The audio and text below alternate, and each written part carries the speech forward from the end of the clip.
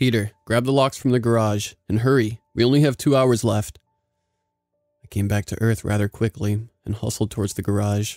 That's when I heard a loud gunshot a few blocks away. I walked down the steps and flipped the light switch on in the garage while I reached out for the locks. That's when it hit me. Tonight was Hallows Eve. You see, our town every year has a tradition. I'd call it more a curse, but that's besides the point. Every single year on Halloween, something enters our town and takes 6 children for every 6 blocks. 3 boys, 3 girls. There's no way to stop the curse except avoid it at all costs. Lock your doors and board up your windows because this thing isn't human. That's all we know. Simply because we've never had anyone who lives to tell us the tale of what truly is out there. I noticed these strange things happening around Halloween when I was 12 years young. I was laying down trying to fall asleep. I couldn't have been more than an hour until I heard the yelling coming from my parents. While I was sitting in my bed trying to make out what they were arguing about, my dog creaked open the door. I saw my dog walk down the steps and, suddenly, their voices became clear. I heard my mother say, "Michael, we can't be here tomorrow. It's happening. Don't you remember?" My dad retorted, "Of course I do, Linda. You don't think I'd send him to Jim's? Obviously I would, but no. Someone had to book a last-minute vacation and never thought to tell a damn soul, not even their goddamn brother." Jim? Uncle Jim?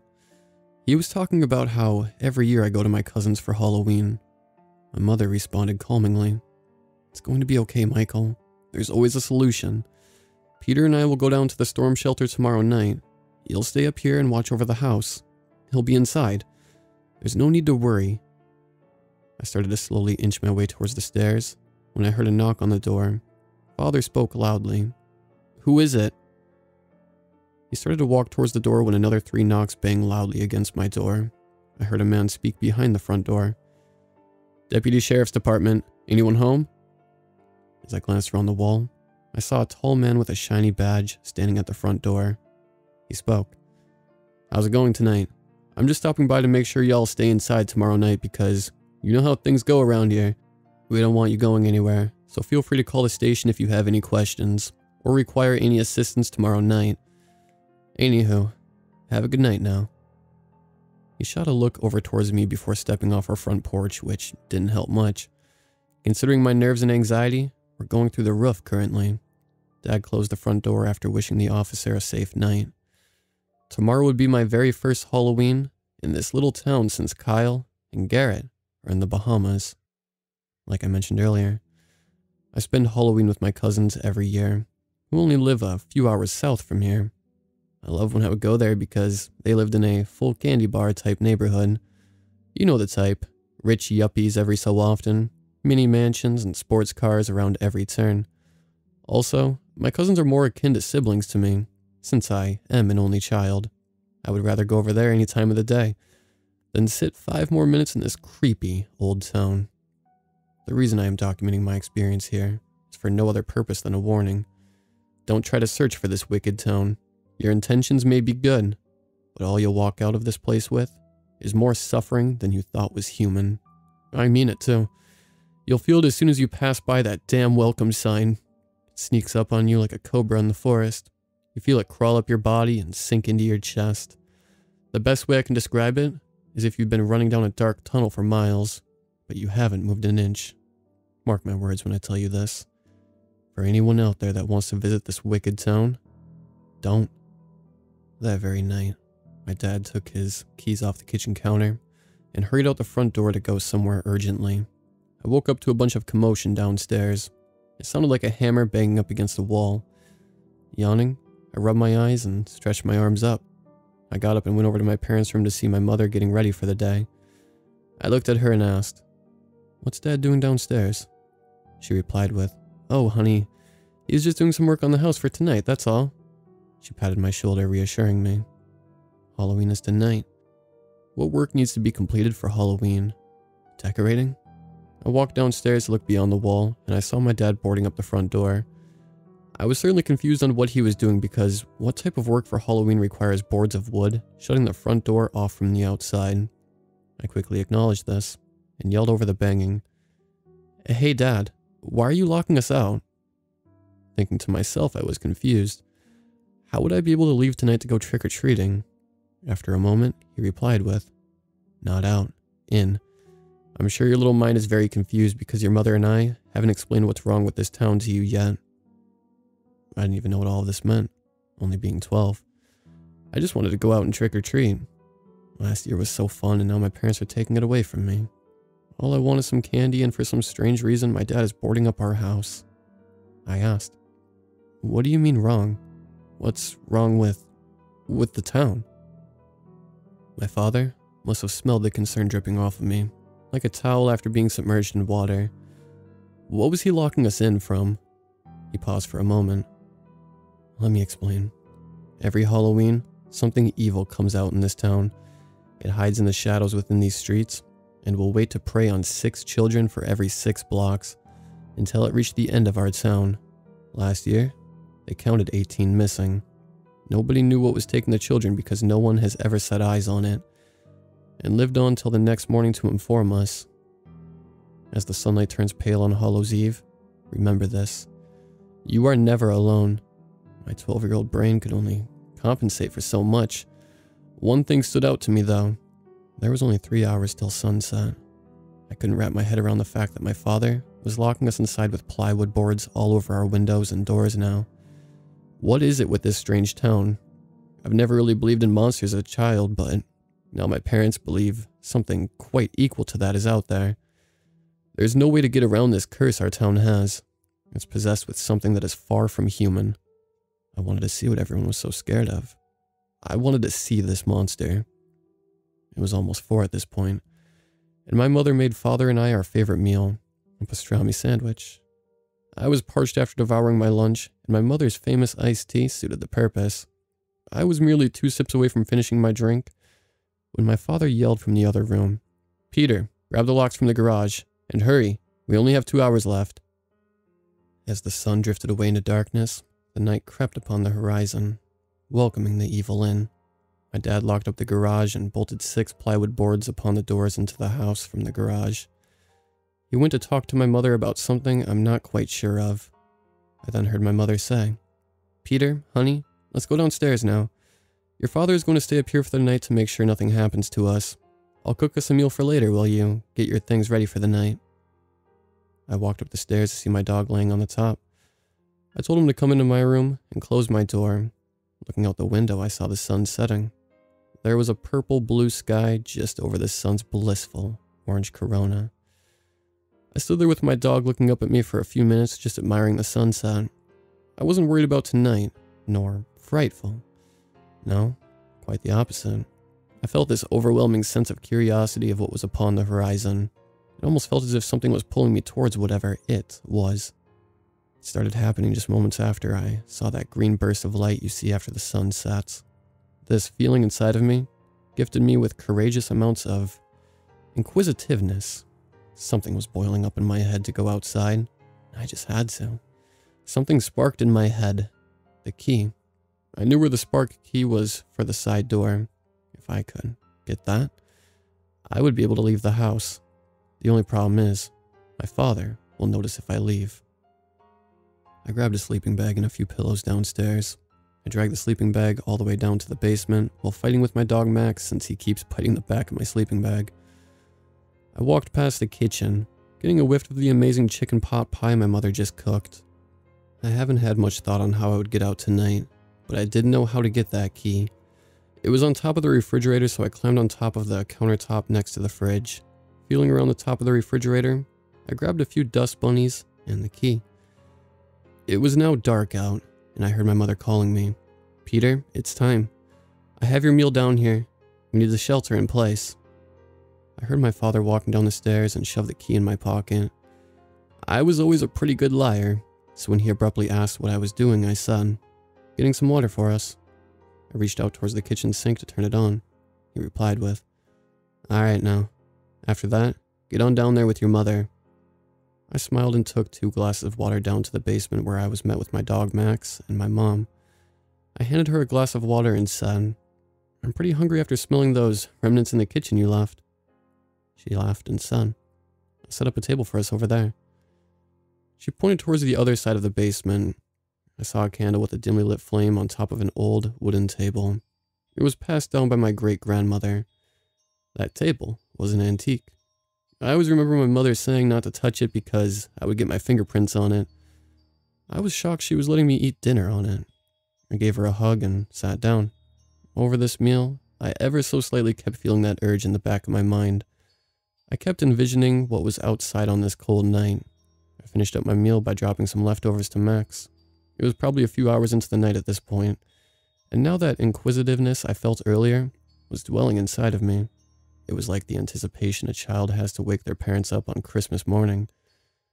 I told myself that this feeling must be acted on. I wanted to be rebellious and be the first to figure out what this creature was. I developed a plan in my head. I asked my mother, "Hey Mom, I need to go to the bathroom. Can I go upstairs?" She glanced over towards me and debated for a minute. "Yeah, please hurry though," gesturing for me to go. I sat up from my seat and walked up the creaky stairs. I unlocked the basement door to the main floor. My dad was sitting over near the front door overlooking the front yard. He was peeking out the blinds when he noticed me. "Boy, what are you doing up here?" he yelled. I need to go to the bathroom. Mom told me to tell you she needs to use the phone." "Okay, just give me a minute, I'll be right back." He got up from his seat and walked towards the basement door. This was my one shot to get out. I ran towards the side door to the house and unbolted the 6 door locks and took the key from my pocket to insert into the keyhole. I turned it, and a stimulating sense of adrenaline shot through my veins as I stepped foot outside into the night. I was running down the street, rotating my head to see both sides of the road with houses boarded up like some ghost town. That's when I heard it for the first time. It was this piercing tone that pulsates its way through your body. I felt the hairs on my body rise as I keened in on where the sound was coming from. It was in the direction of my school. I wanted to stay hidden, so I took a longer way, which took me on the park path. It would take 15 minutes to walk to the school from the way I was taking, and I was 5 minutes away when I had my first encounter with that thing. I heard it snickering, sending a sudden jolt of terror-induced goosebumps. I got low to the ground. I heard it a few hundred yards to the right of me. It was pitch black out and you could only hear a few crickets here and there. As soon as that thing made a noise, every other creature in the vicinity of it went quiet. It played that high-pitched snicker multiple times until it just stopped abruptly. I looked up to see if I could make anything out when I heard something else that caught my attention. I heard someone yelling in the distance. This creature must have heard it before I did because it went quiet. It took me a few tries to get exactly what the person was saying. It was definitely a male repeating something over and over again. Oh no. It was my father. My father called out to me, "Peter, come home. Peter, come out." He was on the opposite path of the school, which was on the main road a few blocks from my house. There was a little forest in between us currently, but if I get to the school, it wraps around. I also knew if I yelled out, this thing would find me. I got up and started to run. I was only 5 minutes away, and if I ran, I could make it in 3. My plan was to get inside the school, take a shortcut, exit the school, and reconnect with my dad. As the wind rushed past my face while I ran, I saw something out of the corner of my eye. It was in the field to the right of me, not even 15 feet away. I saw this thing hunched over, just peeking its muscular neck out for me, to see its black eyes glisten in the moonlight. That's all I needed to see for my legs to move just a little faster. I could see the school in my view at this point, so I turned back to see if I was being chased. Nothing but the blank pit of darkness which consumed the night. The door was locked from the inside. I needed a plan B. I looked around, but my hearing is what helped me that night. I heard my dad yell to the right of the building, so I headed that way. Right before I turned the corner to meet my dad, I heard that high-pitched tone that chilled you down to the bone. I felt some evil upon us, and I turned the corner to see my dad staring behind me. I looked at him with confusion, and that's when I sensed something behind me. We all were in the middle of the courtyard, and I asked, "Dad, I'm scared. What should I do?" He put his arm out and gestured a down motion for me to get to the ground. I understood this immediately and did what I was told. I got down on all fours and laid on the ground. That's when I heard it. This boy is righteously mine. I shall take him back to my home. Its tongue slithered in a way that it lisped its words. It sounded almost like a snake, but humanoid. I was still turned away facing my dad when I saw him reach into his back with both hands. I heard something click when he began to speak. "You won't take my son, you monster. Go back to hell." My dad then pulled a pistol out from his back and aimed it at the creature. He didn't think twice about pulling the trigger. All I remember next was hearing that awful screech again, then hearing my dad in agony. He started screaming and I smelled burnt flesh. I saw this thing attaching itself, burning my father's skin off his head right in front of me. He looked at me and said one last thing. "I forgive you." This monster was morphing into my father, shifting and contorting his muscles, seizing his brain and burning his flesh off, all while it said in that alienetic, emotionless voice, "Peter's next. Peter's next. Peter's next." My dad, with what little control left of his body, took the pistol and raised it to his mouth, shoved it down his throat and pulled the trigger. With all of this commotion, the courtyard's lights flickered on, and this creature began to flare up into a flame as the light shined down on it. I saw its veins spurt black liquid out as it died in agony. Its mouth was the last thing to ever move on it, and this sick demon said, "See you next Halloween, Peter." This all left me utterly speechless, as it would anyone.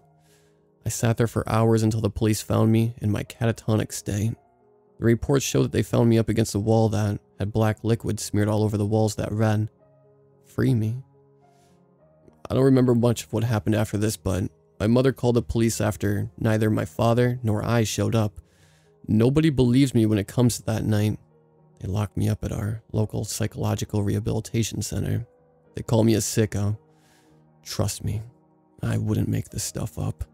The damn courts didn't believe me when I told them about that monster that killed my father. I was determined clinically insane with a year of inpatient rehab.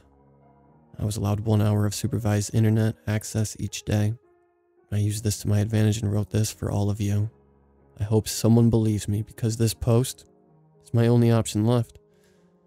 Apparently, the police say they never found my dad's body. All that was found at the crime scene was black sludge and a boy in shock from just witnessing his father's murder. I've made myself pretty comfortable here at the hospital.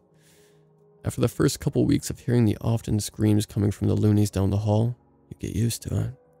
I actually made some friends while here. The only thing that makes me want to tear down that door is hearing that sick demon whispering down the hall at night. It only happens every so often, but when it does, I cover my ears with my pillow and hope it's not really there. Sometimes, I'll be sitting eating that disgusting lunch they give us, and upon all the chattering I hear it comes from the vents sometimes, or just outside the window where you can't see. Sometimes I even think I see him when I'm really drowsy after all the meds they give us here.